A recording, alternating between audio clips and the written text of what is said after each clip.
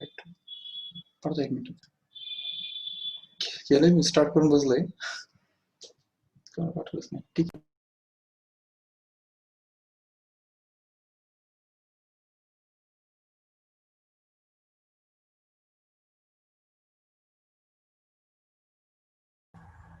Then the vector is represented as AB, and we are going to draw a bar upon it. You can also draw an arrow to represent that it is going from A point to B point. Remember that in this representation, arrow or the direction is important, and AB bar is not equal to BA bar, because that would be in BA would be in opposite direction, and hence it would be negative.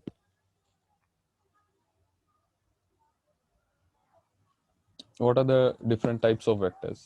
So consider your zero vector. Zero vector is when the magnitude is going to be 0. So what is magnitude?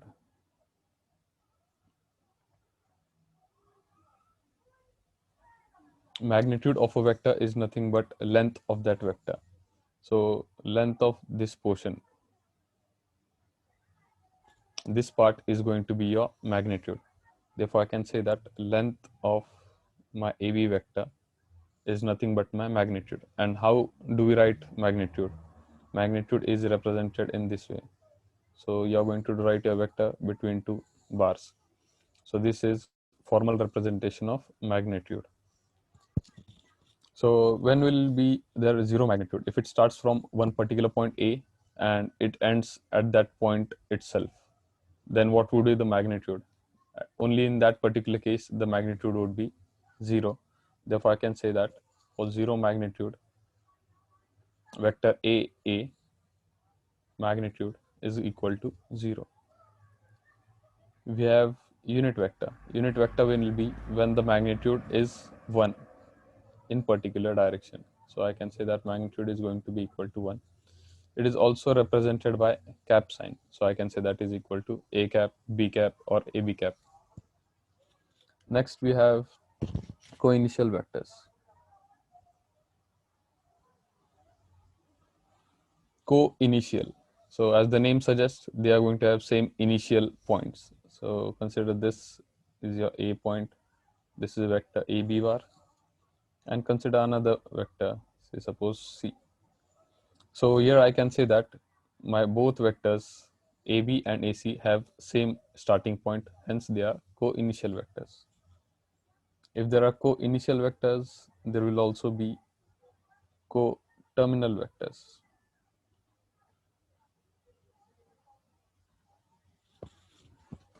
So what are co-terminal vectors? Again, as the name suggests, the terminal point should be same over here. So if I can say that this is my A, B, and there is, say suppose another vector, say suppose C and B. Both the vectors are meeting at the same point, hence I can say that these are co-terminal vectors. Next we have is equal vectors.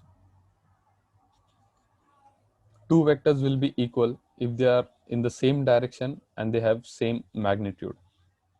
So consider this is my vector A bar and consider this is my vector B bar. They are in same direction and their length or the magnitude is also same. Hence I can say that vectors A bar and B bar are equal.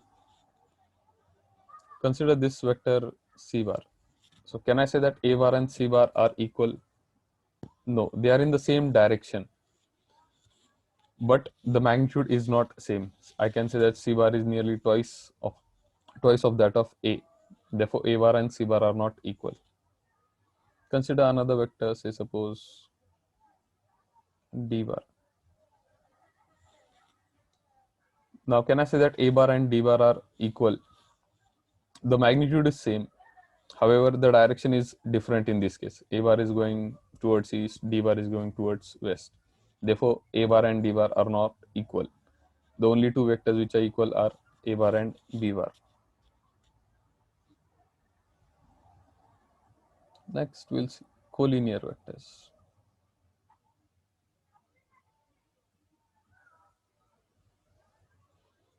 Two vectors will be collinear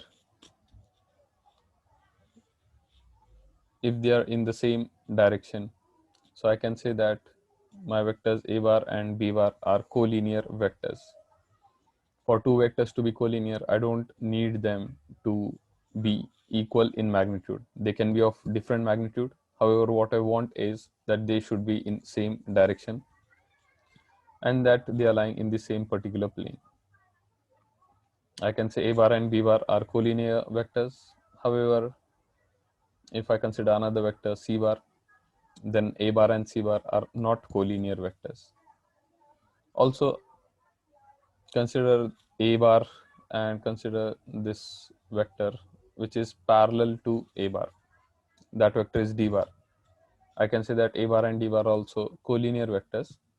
However, they are not going to, they are not in the same direction.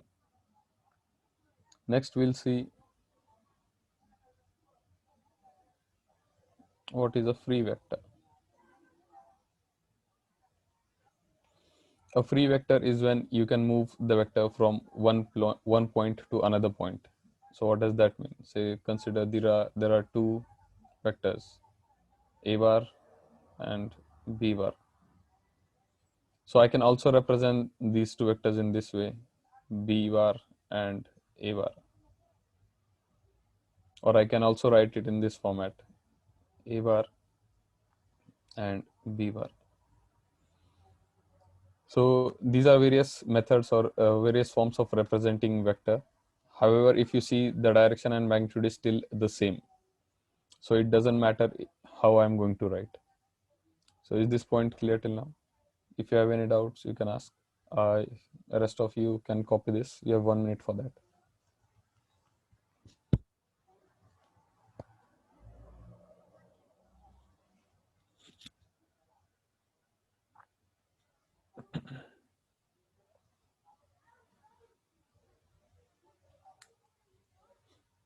Is there any doubt?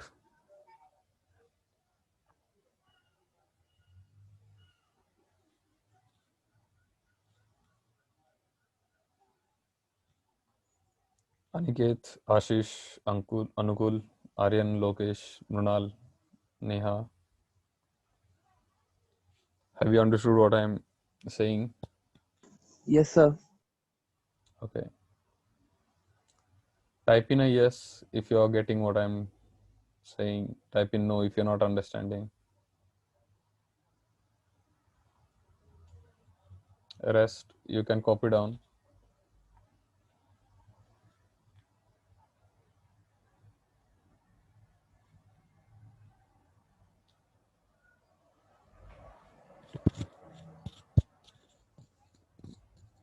Okay. Let's move forward now. We'll see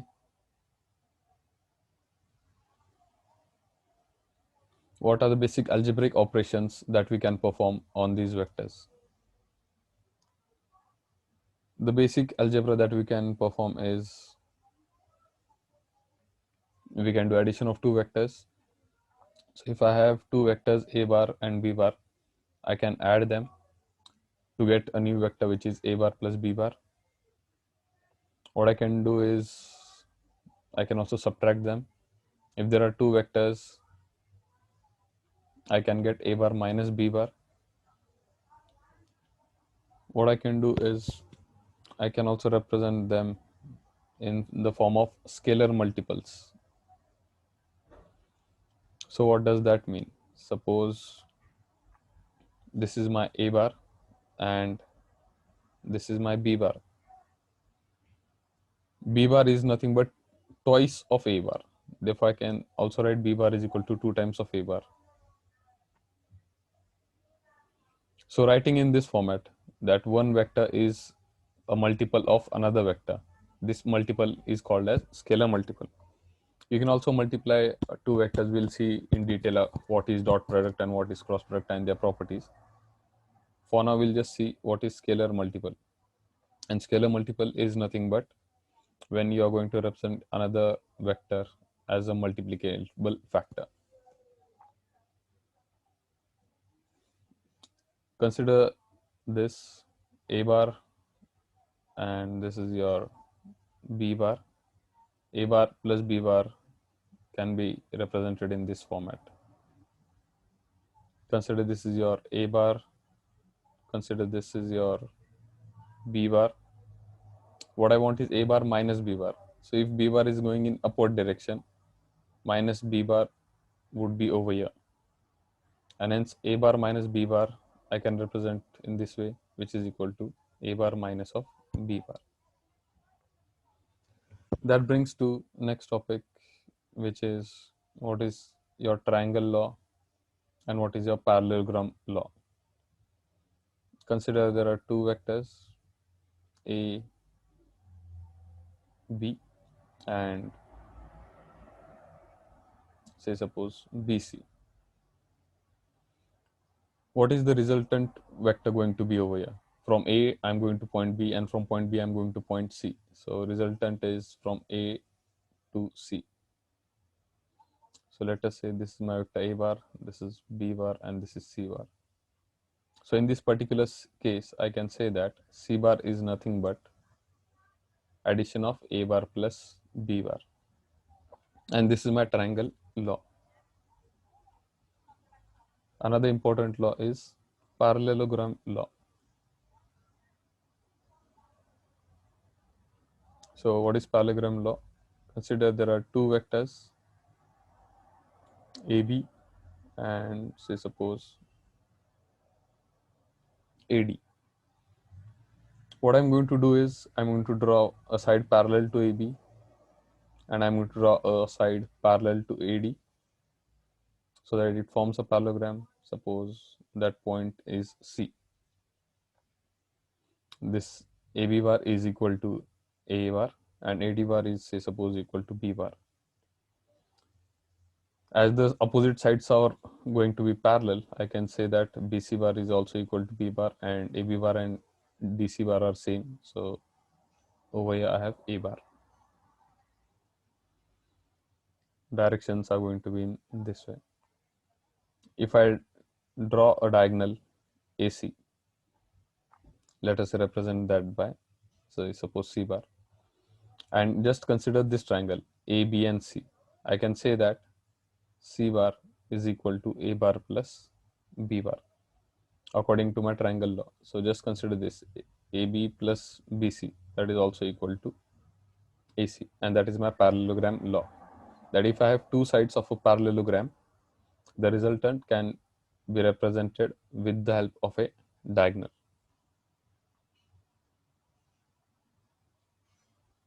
We'll see some of the properties which are essential.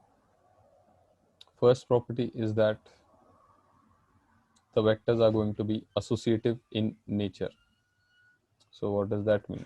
That if I have A bar plus B bar plus C bar, I can open the brackets and I can write say A plus C and I can keep B bar later on. Or I can also write that as say suppose B plus C and I can A bar and I can add A bar later on. It is commutative, so A bar plus B bar is also equal to B bar plus A bar.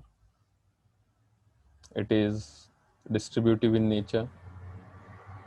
Distributive means say suppose I'm multiplying M with A bar plus B bar. I can also write that as MA bar plus MB bar.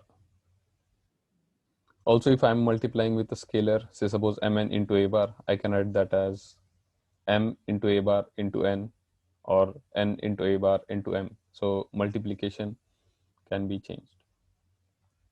Another important property is additive inverse.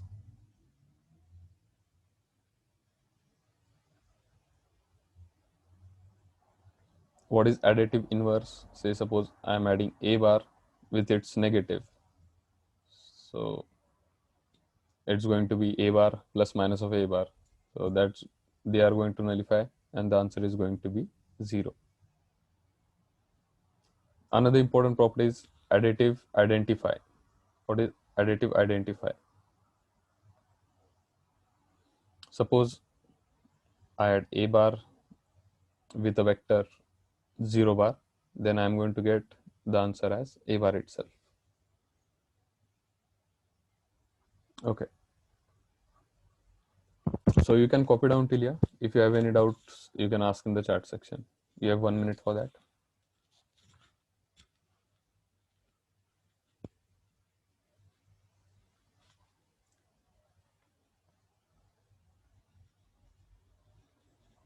Is there any doubt? Aniket, Anish, Anukul, Aryan, Lokesh, Mrunal, Neha, Omkar, Pranali, Prathamesh, Preeti, Ruchika, Rutvik, Srushti, Tanvi, Yash. Do you have any doubts till this point? No doubts. Okay. No doubt. Good. No. Okay, perfect. Last 30 seconds if you want to copy anything from here. No doubts by Yash. Okay, good. Perfect.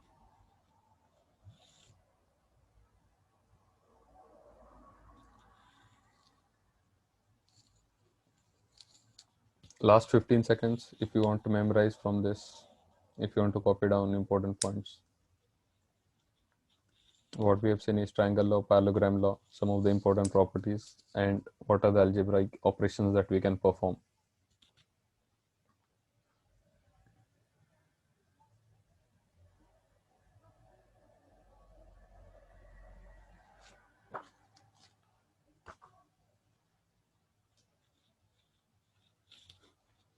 Okay, let's move further.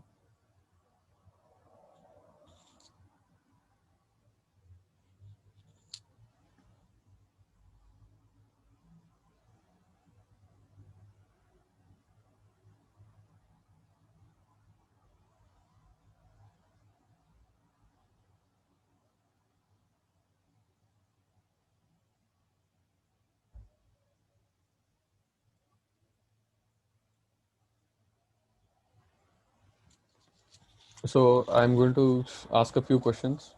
I want answers for them. You can type in your answers in the chat box. How many of these vectors are equal vectors?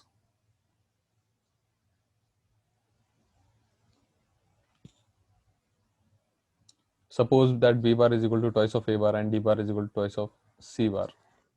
How many of them are collinear vectors or parallel vectors?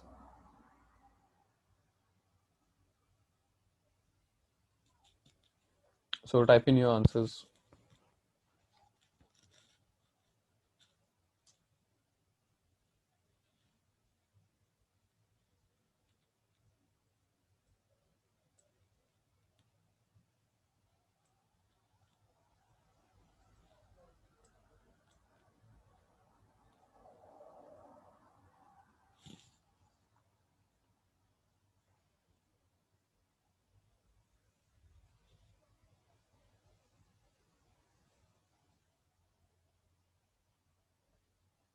My first question is how many of them are equal vectors?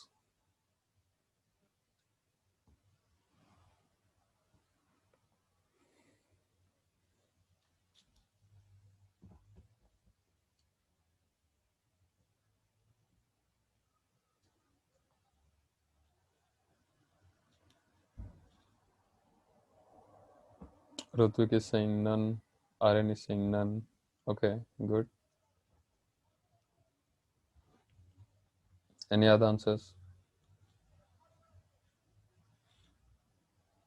Omkar is saying 0.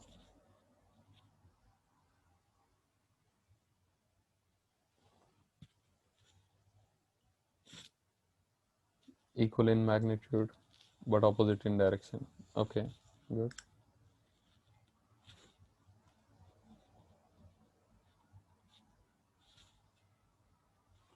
Perfect. So how many of the vectors are equal? Answer is none of the vector is equal. All the vectors are different. Though some of the vectors are in same direction, then the magnitude is different. And if their magnitude is same, say suppose A and C have same magnitude, therefore I can say that magnitude of A is equal to magnitude of C. However, they are different in direction. Hence, no vector is an equal vector. Collinear vectors, or the vectors that you can represent as scalar multiples of each other, I can say that B bar is equal to, say, suppose twice of A bar. Then if I am able to represent two vectors as scalar multiples of each other, then those are going to be my collinear vectors. Obviously, E bar has got nothing to do with A, B, C, and D, as it is not in the same direction. We'll consider another example. Say, suppose I have one vector which is going in the north direction, and the magnitude of that vector is 24. And I have another vector which is going in west direction, and the magnitude of that vector is 7. I want to find what would be the resultant magnitude of the vector. So consider 24 is your magnitude of A bar, 7 is magnitude of B bar. What I want is what would be C bar. So type in your answers. 25, 25. Okay, so pretty straightforward. I can say that this is going to be a right angle triangle, as one arrow is north and one arrow is going towards west. As it's forming a right angle triangle, I can say that magnitude of this C square is equal to 24 square plus 7 square. If I add, I'm going to get 625, which gives me C is equal to plus or minus of 25. But what we are considering over here is magnitude. Magnitude is your distance. Can your distance be negative? Answer is no. So we have to only consider positive values. So obviously C is equal to 25. So important points to remember is that magnitude is always going to be greater than equal to 0. Magnitude cannot be negative. Another important point is that what we have C over here, C bar is equal to A bar plus B bar. Therefore, I can say that this term A bar plus B bar magnitude should always be less than or equal to A bar plus B bar individually. We can say this due to the triangle law, that addition of any two sides of the triangle should be greater than that of the third side. This particular question was asked in various competitive exams as well. I'll repeat once again. Addition of any two sides of a triangle is always going to be greater than the third side, or on the conversely, any one side of a triangle is going to be less than that of addition of two sides. Any doubt till here for anyone? Okay.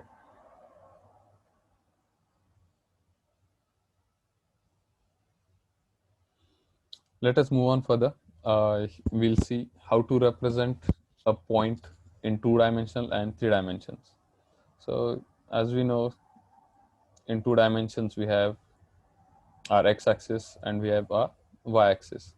So suppose there is any point P, it is going to have two coordinates which are x and y. If I draw a vector from origin towards that point P, I can say that that vector is nothing but OP bar. I can also write OP bar as just small p bar. So that is going to be a position vector. Let us see how to represent a point in 3 dimensions.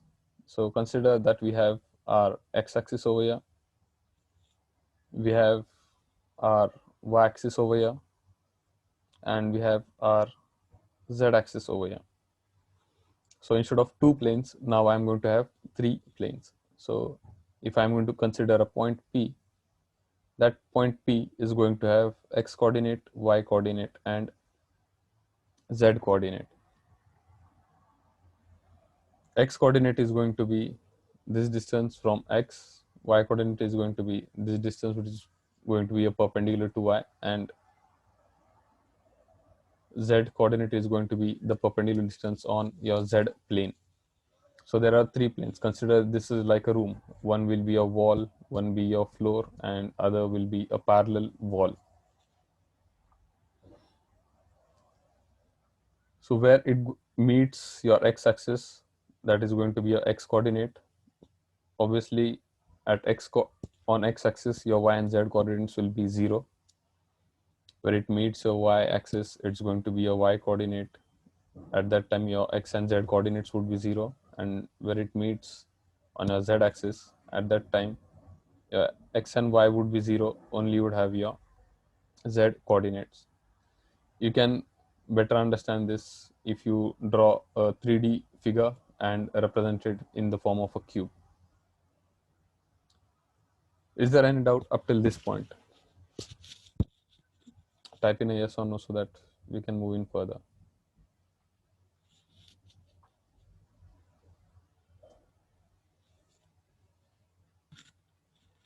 Yes, no. Any response?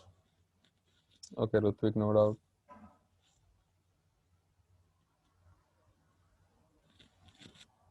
You have 30 seconds to copy this down or try to understand or take any notes from these questions.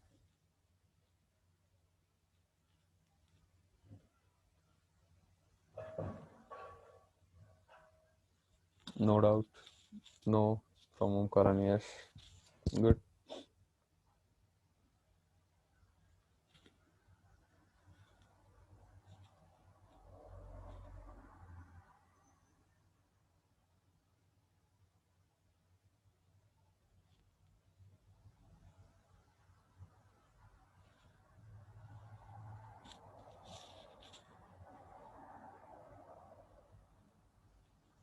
Okay, perfect. So we'll see we'll see some particular examples from your textbook.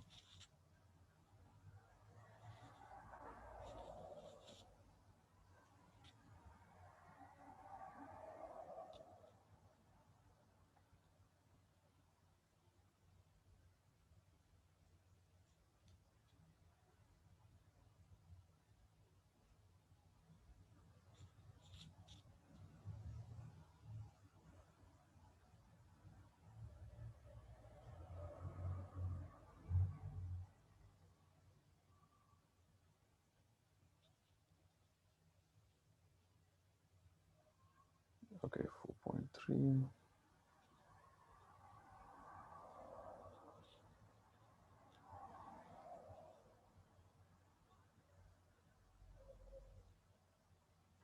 Okay, can you complete this activity? Activity 1, write the following vectors in terms of p bar, q bar, and r bar. So AB bar, that is obviously equal to p bar. BA bar is going to be in opposite direction, so that's minus of p bar. Similarly, BC bar is q bar, CB bar would be minus of q.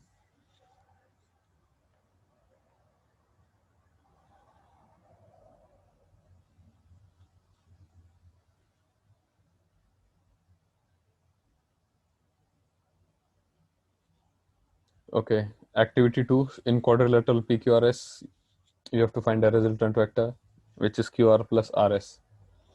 So if you consider your triangle law, QR plus RS, that's equal to, I can say, QS. Second question is PQ plus QR. So consider again triangle law, PQ plus QR is going to give me equivalent of PR. Third question is PS plus SR plus RQ. So PS plus SR, first I'll use triangle law, that is equal to PR, and then I'll add PR plus RQ. PR plus RQ, again another triangle law, which gives me PQ. So answer is of third is going to be PQ. So can you solve fourth, fifth, and sixth questions? If you have any doubt, type in. You have 30 seconds for this one.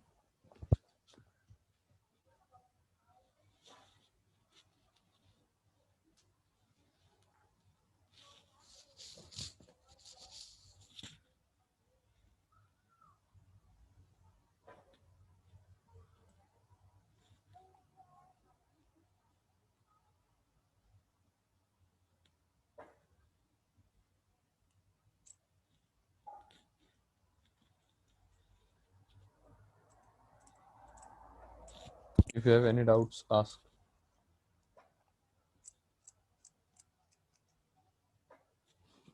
Though the question is pretty straightforward, very easy to solve.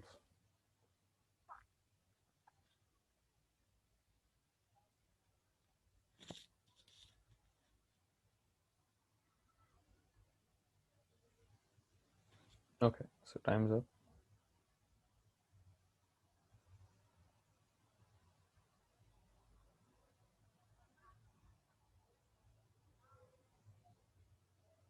So as I said, in your XYZ, there are going to be 3 planes, and any point P can be represented as X, Y, and Z coordinates.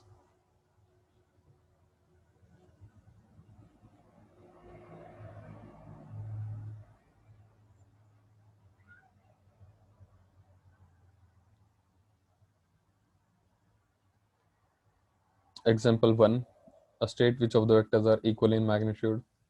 So equal in magnitude, I can say that A, C, and E are equal in magnitude. Which of them are parallel? Therefore, I can say that A, B, C, D. Which of them are in the same directions? So A and B are in same direction. C and D are in same direction. Which of them are equal? Again, none of them is going to be equal. Each of them is either in different directions or different in magnitude. So none of them are equal. Which of them are negatives of one another? So A and C are negatives of each other. B and D are negatives of each other. Pretty simple. Similarly, example 2, it's given that KL sides of a quadrilateral are given to you, and you have to just represent them with your vector format. Question number 3, you have to find the magnitude of vectors A bar, B bar. So to find magnitude of vector, you are going to use the formula under root of x square plus y square plus z square. So your first term is A bar is equal to I bar or I cap minus of 2j cap plus 4k cap. Here coefficient of I cap is your x coordinate, which is 1. Coordinate of your j cap is your y coordinate, which is -2. And coordinate or coefficient of your k cap is your z coordinate, which is 4. Therefore, by using the formula magnitude is equal to under root of x square plus y square plus z square, I can say that it is equal to 1 square plus -2 square plus 4 square. Just simplify this, you get your answer. So if any vector is given to you,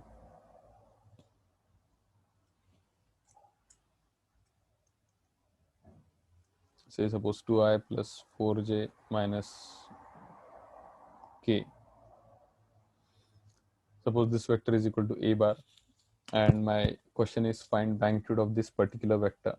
So magnitude of vector is going to be equal to under root of x coordinate square, so that is 2 square 4, plus y coordinate square, that is 4 square 16, plus z coordinate square. Z coordinate is -1 in this case, so it's going to be -1 square. As it is square sign, minus sign is not going to make any difference. Therefore, I can say that is equal to 16, 20, and 1, which is equal to 21. But instead of, say, suppose giving me the vector format, if coordinates of vector are given to me, that A coordinate is, say, suppose 2, 3, and 4, and B coordinate is equal to 3, -1, and 0. My question is find AB bar and magnitude of AB bar.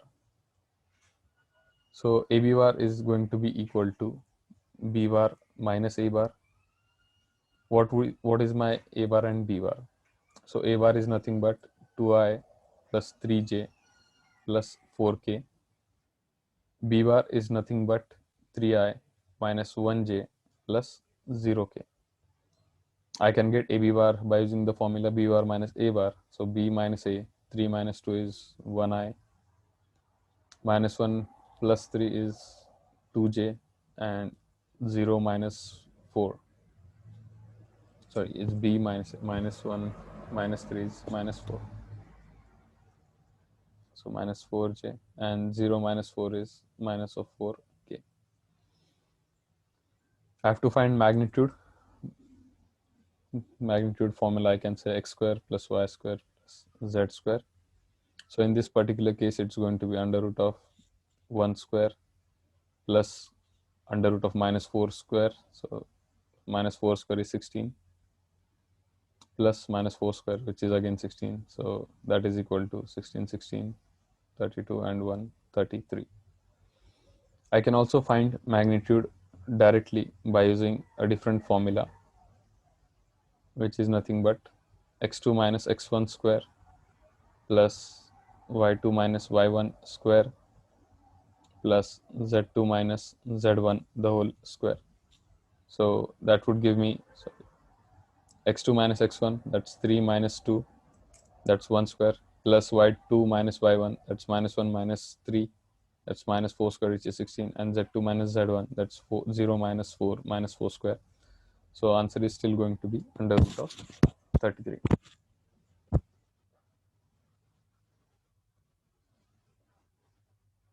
Let's get back to examples.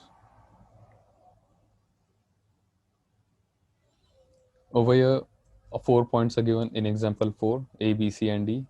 What you have to find is AB bar and CD bar. AB bar would be B bar minus A bar, CD bar would be D bar minus C bar. So pretty straightforward, just did basic subtraction and you get your answers. In your second question, you have to find that whether CD bar is parallel to AB bar. If they are scalar multiples of each other, then I can say that these two vectors are going to be parallel vectors. So I find CD bar and taking 2 common, what I'm going to get is AB bar. So I can say that CD bar is twice of AB bar. So here I have 2 as a multiple, therefore I can say that CD bar and AB bar are parallel. Similarly, third one. To see rest of the questions, we'll see further theory tomorrow and solve the further questions. Before leaving, we'll see few questions from exercise 5.1. Exercise 5.1 first question I have already solved. Try to solve question numbers 2, 3, 4 and 5. You have 2 minutes for this.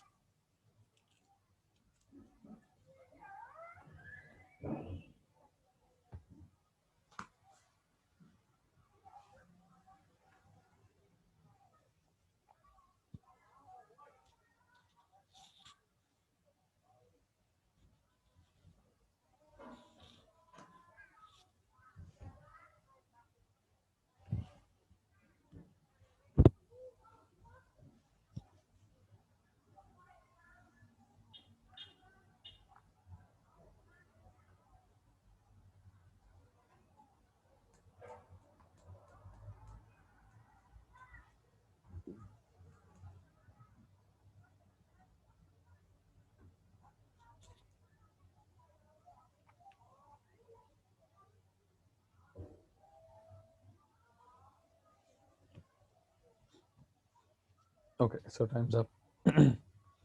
So tomorrow we'll see a bit more of theory, which is required to solve your exercise 5.1, and we'll also see a few more solved examples. So tomorrow we'll complete with exercise 5.1.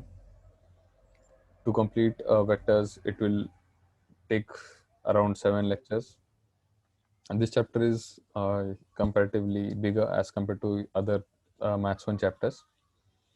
However, this chapter is also, as I said earlier, pretty straightforward and you can easily score marks in this. So see you tomorrow in next lecture. My homework is going to be that you go through the theory once, go through the theorems, because tomorrow we'll see a few theorems. If you already went through, it would be easier for you to understand. Also try to solve few examples. At least from exercise 5.1, you can easily solve question number 1 to 5. And also from your solved examples, you can solve a few examples. So that would be your homework. So thank you everyone. See you tomorrow in the next lecture.